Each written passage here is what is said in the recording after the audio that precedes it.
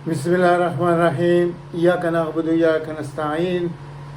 मेरे अज़ीज़ भाइयों बहनों, 2-3 मौज़ूआत पर मैं ये वीडियो कर रहा हूँ।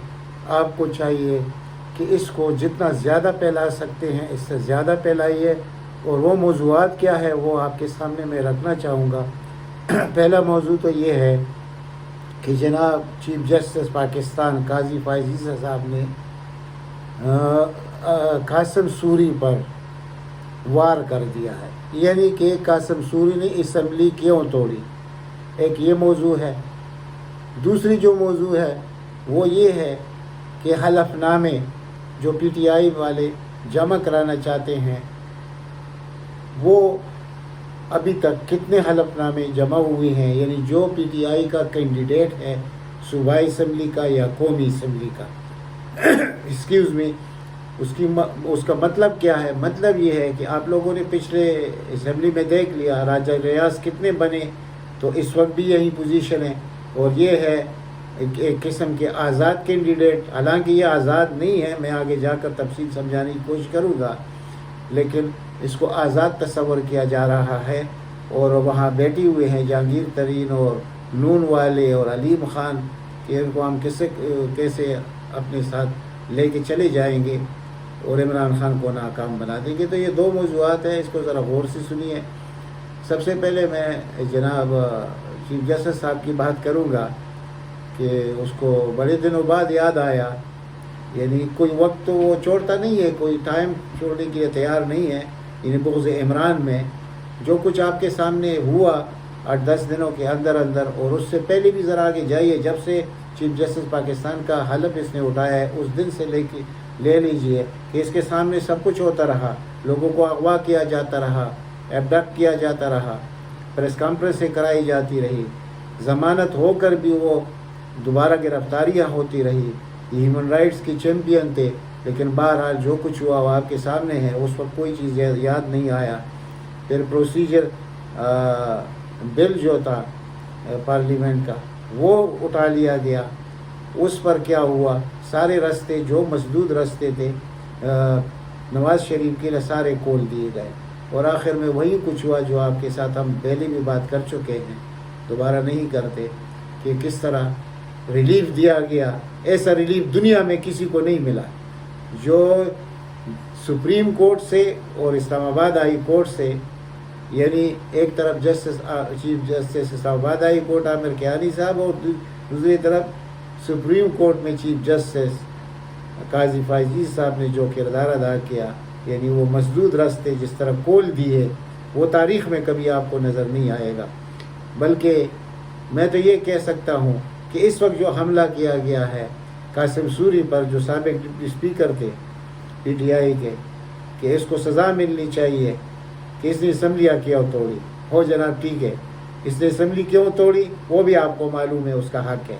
लेकिन जो इलेक्शन नहीं हुआ पंजाब और KPK में, उसका आपने कभी पूछा? आज तक तो आपने नहीं पूछा, सिर्फ इसलिए कि बुग़्ज़ इमरान है और वो तो जाएगा नहीं।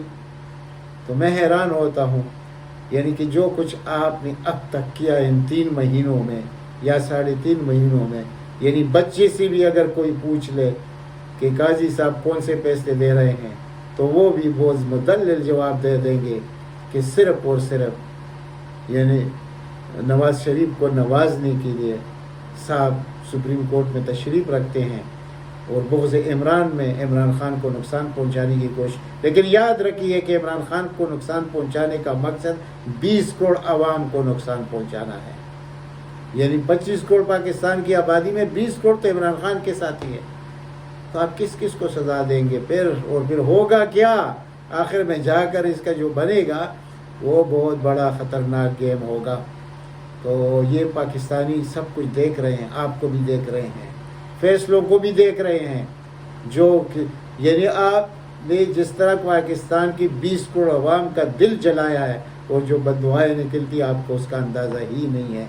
सिर्फ यानी शरीफ नवाजी में इतना नवाजना इस तरीके से और फिर इस तरह दुश्मनी करना इमरान खान के साथ, ये आपको ज़ेब नहीं देता। लेकिन बहरहाल ये आपका काम है بلکہ کسی نے ایک فقرہ ٹویٹر پر لکھا تھا اور میں اس کو یہاں آپ کے سامنے رکھنا چاہتا ہوں کہ جسٹس منیر اس وقت دعائیں دے رہے ہوں گے جسٹس قاضی فائز عیسیٰ صاحب کو کہ میں بھولنے لگ گیا ہوں عوام کے ذہنوں سے، جو میں تقریباً 1952 سے میں لوگوں کے زبانوں پہ رہا کہ جسٹس منیر نے کیا، جسٹس منیر نے کیا، تو اب میں شاید گم ہو چکا ہوں اور اب آپ سامنے آ چکے ہیں، تو میں آپ کو دعا دیتا ہوں کہ جو کردار آپ نے ادا کیا اتنا تو میں نے بھی نہیں کیا تھا، تو وہ آپ کو دعائیں دیتے ہیں جناب چیف جسٹس صاحب۔ اور یہی چیز میں کہوں گا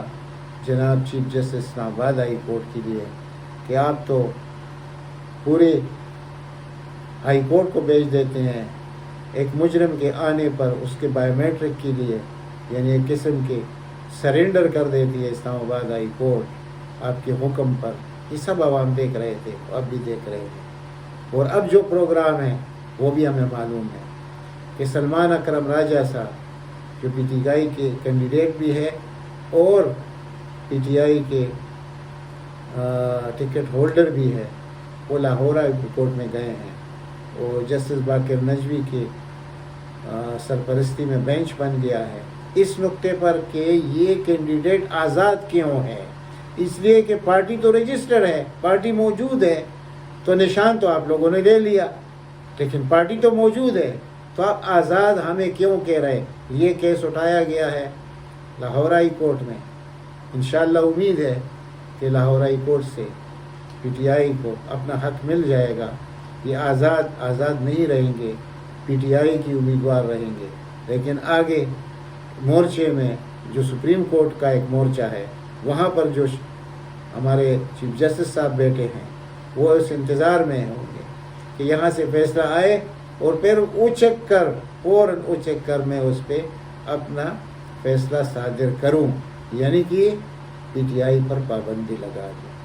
یہ سب کچھ آپ کر رہے ہیں جناب، اور سب کچھ دنیا دیکھ رہی ہے، تو اب آپ خود سوچئے کہ یہ 20 کروڑ عوام کے ساتھ آپ کیا کرنا چاہتے ہیں، اور اس کے انجام میں پاکستان کا انجام پھر کیا ہوگا، یہ آپ خود سوچئے۔ آپ سے زیادہ یعنی جاندیدہ کون ہو سکتا ہے؟